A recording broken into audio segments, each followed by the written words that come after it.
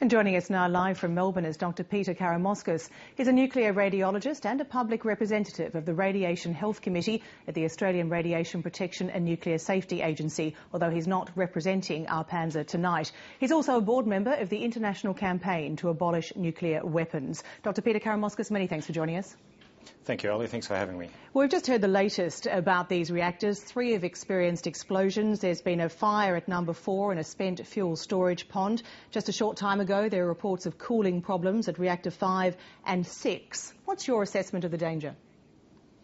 Well, from what I understand, the IAEA, the International Atomic Energy Agency, has said that the reactors 1 and 3 are in cold shutdown, so the risk there is significantly decreased as far as the cores go. The remaining reactors, that is new development, and clearly there's considerable risk there as well. I mean, the problem with these reactors is that the challenge is to cool the core so that it doesn't go into meltdown. And then, of course, if it does go into meltdown, the containment structures need to remain intact. That's the fear, that's the danger, and all attempts need to be addressed at reducing the temperature. And part of the problem of loss of coolant is the fact that the fuel rods in the core are getting exposed. And, of course, with no coolant, they get hotter and hotter and ultimately melt. So even 4 days after they were shut down, there is still a risk. Well, certainly in reactor number 2, we don't know what's happening in 4, 5 or 6, but there still is a risk of meltdown? Reactors 1 and 3, if they're in cold meltdown, as the IAEA says, there's probably no chance of it because the temperature would have dropped below 100 degrees Celsius, and also the pressure in the reactor vessel is atmospheric pressure. That's what cold shutdown is. So I think that the risks are significantly dissipated in those 3 reactors. The other ones, I think, we're still in a state of flux, and like this whole ugly disaster has been, we have not been able to know which way it was going to go, and I think that's part of the fear that inexorably, until the next level of problem arises, you don't know what's going to happen. Well, tell us about spent fuel rods, because that's where the spent fuel rod pool is where the fire was on reactor 4, and the International Atomic Energy Agency says that radioactivity through that fire was being released directly into the atmosphere. Are the spent fuel rods potentially as risky as the fuel rods inside the reactor? Just to give you a bit of a rundown of what spent fuel rods are about, when the fuel rods are used in the reactor, they get contaminated to such a degree by the byproducts of the fission reactions that they're removed and replaced. Now, these rods are still quite hot, so they need to be put in like a swimming pool, if you like, a pool of water, to keep them cool for several years before they're put in dry cask storage. For these reactors at Fukushima, these fuel ponds are actually in the ceiling cavity, if you like, of each of these buildings, outside the main containment structure. Now, as long as these ponds remain intact and the rods covered with water, they're okay. But, of course, these buildings have been blown up, so we don't actually know what's happened to these fuel ponds. And one of the concerns I've had is that the authorities from Japan have not really been forthcoming in telling us what's happening with these fuel ponds. There's also a common fuel pond. I might add, these fuel ponds in each of the buildings house about 3,500 fuel assemblies.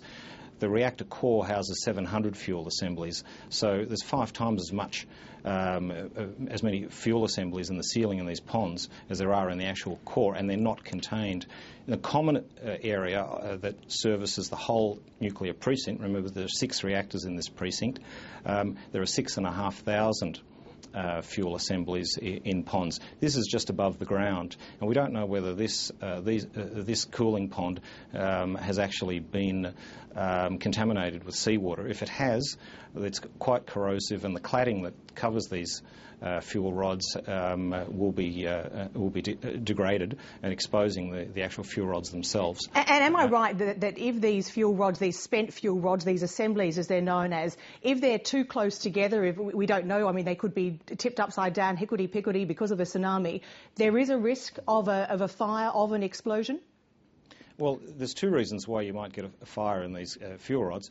Firstly, they're hot, so they need to be cooled. If the water has drained out of these ponds, then there's a high likelihood of them catching fire. Secondly, if they have close proximity, the heat just adds up, and you get a very hot a collection of fuel rods that will ignite. Once they ignite, of course, all the radioactive compounds are released into the atmosphere. And I understand from the IAEA report today that the reactor 4 fuel pond fire was releasing about 400 millisieverts per hour into the immediate environment.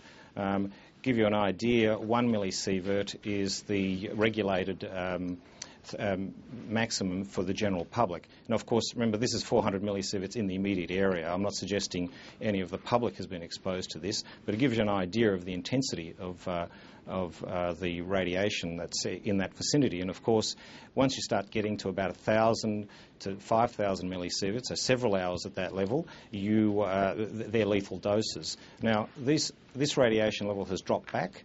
The IAEA has reported that the fire has been put out, but it's important to note that this is an ongoing risk with these fuel ponds. We really need to get a status on these fuel ponds. Indeed, you talked there about the radiation levels, and the government has said they've dropped back, but earlier today they did say that they were a risk to human health. What are the health implications? How long do you have to be exposed to these sorts of radiation levels to have a problem? Well, there's two types of radiation effects on human health. One is acute radiation sickness, where you get many hundreds, thousands of what are known as millisieverts, and that gives you acute radiation sickness, and so you get things like bleeding in your gut, your bone marrow stops producing blood cells, you start getting bleeding from your cavities, people dehydrate, and eventually they die within days to weeks, depending on the dose. Now, that's acute radiation poisoning. There is the longer-term effects of much lower levels of radiation, and these cause cancer. The risk of getting cancer eventually is directly proportional to the dose. So with very minor doses of radiation, your risk is very minimal. But as the dose increases, it becomes significant. And this can take decades to appear. So it's very hard to actually detect, because cancer is very common in the population anyway. And because it doesn't happen so suddenly or very quickly after these events, it's not often, it doesn't have as great an impact as the acute radiation sickness that we see. The other one I might point out, of course, is children. If you get iodine released from a nuclear reactor, and also the fuel rods, children will contract thyroid cancer. Their thyroids are very sensitive to it. In fact, the Chernobyl disaster showed 6,000 cases of thyroid cancer in children. So they're the sort of the health effects that the general public can be prone to, and of course the emergency workers, more particularly with the acute symptoms. And would you say, I mean, we're only 4 days on, are we still looking at a very long time until we have any real certainty about what is going on and some sort of resolution to the situation? Well, first I might point out that we still don't know how this is all going to pan out. It's comforting to know that the first 3 reactors are in cold shutdown. We don't know what's happening to the other reactors, and we don't know what's happening to the spent fuel ponds. So any statements at this stage are very premature. I note that there's several statements been made in the media about the degrees of radioactivity are not in Australia. I mean, are not of a level that would endanger public health. I think that's a very premature statement to make, given that the disaster is unfolding as we speak. Indeed. Look, thank you very much for joining us with your insights tonight. My pleasure. Thank you.